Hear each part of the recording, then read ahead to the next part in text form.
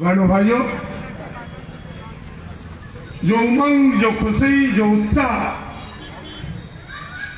जो आपने गोड्डा की सड़कों पर दिखाई दिया है, जो जलवा आपने दिखाया है भारत जोड़ो यात्रा में, मैं तमाम आए हुए अपने समर्थकों, कार्यकर्ताओं, कांग्रेस के नेताओं को हृदय से बधाई देता हूं, तहे दिल से आपको धन्यवाद देता हूं। और मैं कह सकता हूं कि हम सब मंच पर जितने नेता हैं, सारे लोगों को आदरणीय राहुल जी की उस पदयात्रा को देखने को, भाग लेने का मौका मिला। हम जैसे लोग मध्य प्रदेश के जो महाकाल की नगरी उज्जैन है, वहां जाने का अवसर मिला। सुबह 6 बजे जब यात्रा प्रारंभ हुई, सुबह 6 बजे हम सब जब यात्रा में शामिल हुए,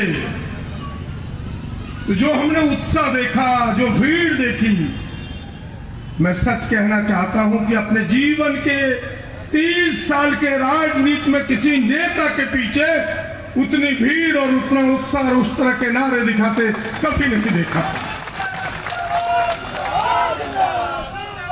हम सब इतिहास के पन्नों में पढ़ते थे कि गांधी जी चलते थे, उसके पीछे भीड़ चलती थी। उस दृश्य की एक खाका देखने को मिला, वो राहुल जी के उज्जैन के उस यात्रा में देखने को मिला।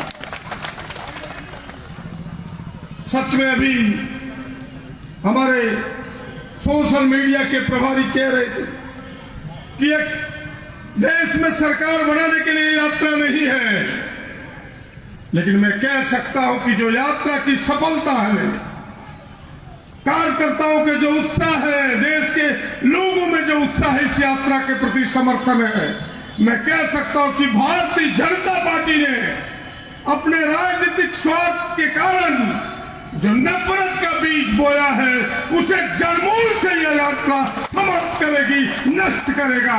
फिर से एक बार इस देश में हिंदू, मुस्लिम, सिख, ईसाई हम सब है, भाई भाई का नारा गगनभेदी नारा की तरह गूंजेगा।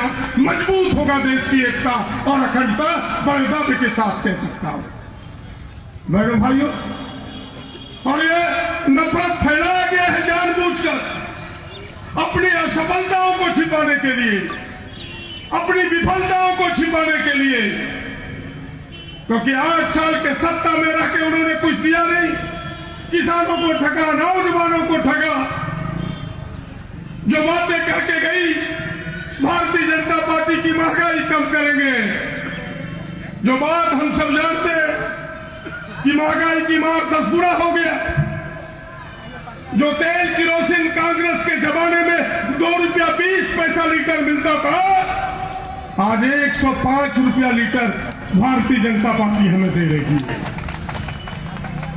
जो यूरिया के बोरे 140 रुपये में कांग्रेस हमें देती थी, आज 600 रुपये में भी हमें यूरिया का बोरा पैकेट नहीं मिलता।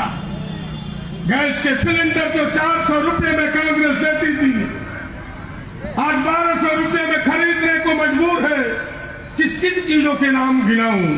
महंगाई में फेल, बेरोजगारी तो आसमान चढ़ के नाच रहा है। अभी युवा मोर्चा के युवा कांग्रेस के प्रदेश अध्यक्ष बता रहे थे आप सबको, इस साल में 1 करोड़ लोगों को रोजगार देने की बात उन्होंने कही, नौकरी देने की बात कही। और लोकसभा में जो आंकड़े प्रस्तुत किया उन्होंने कि इन 8 वर्षों में 3.5 करोड़ लोगों की नौकरी चली गई, दिया तो कुछ नहीं। बहनों भाई, ये हालात है। कांग्रेस जेएमएम गठबंधन की सरकार है यार।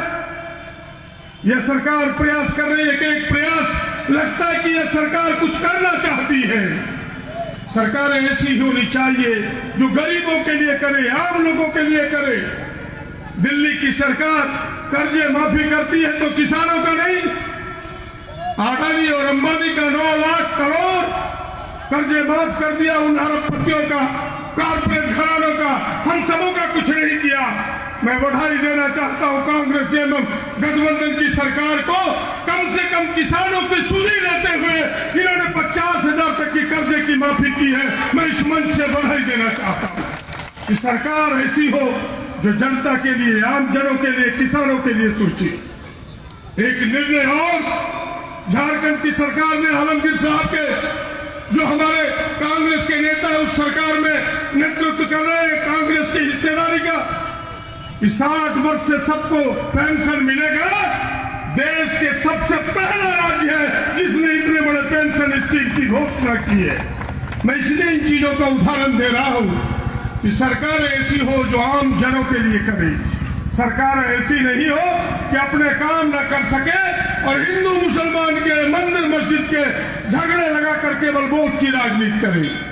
मैं तो कहा करता हूं, एक गाने मुझे बार बार मैं उस गाने को कभी विधानसभा में कभी सड़क पर उस गाने को दोहराता हूं कि चिंगारी यदि भड़के तो सावन उसे बुझाए और सावन ही आग लगाए तो उसे कौन बुझाए।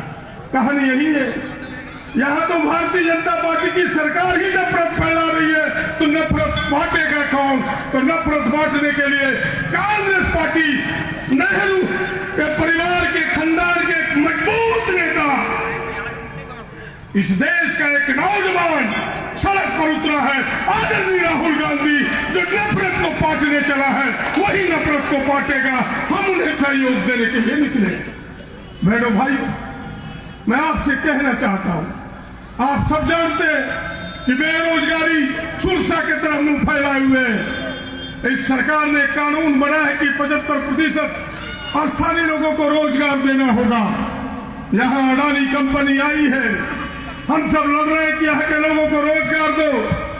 6 महीने में आपने देखा कि 6 लोगों की मौत हुई अडानी कंपनी में, लेकिन एक भी स्थानीय गोड्डा का लोग नहीं मरा। मुझे तकलीफ है जो लोग मरे हैं, लेकिन उसकी सूची देखे तो पंजवारा के विधायक का साला मरा, हमारा कौर कुटुंब क्यों नहीं मरा? उसको काम ही नहीं है तो मरेगा क्या वो? 100 में से 95 लोग बाहर के हैं। मैं इस सभा के माध्यम से इसलिए इस बात को कहना चाहता हूं कि हम रोजगार दिलाने के लिए चले हैं। हम इस लड़ाई को लड़ रहे हैं कि अडानी कंपनी जो गोड्डा में आई है, एक बार तो यह गोड्डा की जनता लड़ी तो किसानों को जमीन का दाम मिला। अब दूसरी लड़ाई गोड्डा को लड़ना है कि 100 में से 100 गोड्डा के नौजवानों को देना होगा नौकरी, किसी दूसरे का नहीं चलेगा। और इसकी लड़ाई हम सब लड़ने वाले हैं। कांग्रेस पार्टी इसका नेतृत्व कर रही है। आप सबका सहयोग चाहिए, आप सबका उस आंदोलन में कदम से कदम मिला के चलना निश्चित होना चाहिए। मैं ये कहना चाहता हूं आप सबों से, बहनों भाई, एक काम इस सरकार ने करने का प्रयास किया है। मैं उस और जाना नहीं चाहता, फिर से अपनी बात को छोटा करते हुए कि आइए, यह जो भारतीय जनता पार्टी नफरत फैला करके बार बार एक ही बात को कहेगा कि नहीं हम परिवारवाद का विरोध करते। हमने कहा कौन सा परिवारवाद? जिसके परिवार के एक एक लोगों ने इस देश की एकता और अखंडता के लिए अपनी आहुति दी, उसे परिवारवाद नहीं कहता। कि हमने तिरंगा लेके आगे बढ़ा, श्रीमती इंदिरा जी तिरंगा लेके आगे बढ़ी, वो तिरंगा झुकने को था तो राजीव गांधी ने अपने हाथों में लिया, वो भी झुकने का था तो सोनिया जी ने अपने हाथों में लिया, आज राहुल जी अपने हाथों में लिए है। वो परिवारवाद नहीं है, देश के प्रति समर्पण है। इसे समझो, समझो इसे कि देश के लिए पूरा परिवार मिटना चाहता है, लड़ना चाहता है देश की एकता और अखंडता के लिए। आइए, इस देश को बचाने के लिए, इस देश की बेरोजगारी पर लगाम लगाने के लिए, इस देश की महंगाई को नियंत्रित करने के लिए दिल्ली के लाल किले पर कांग्रेस को पहुंचाना होगा, और कोई विकल्प नहीं है। इन्हीं चंद बातों के साथ धन्यवाद, नमस्कार, जोहार।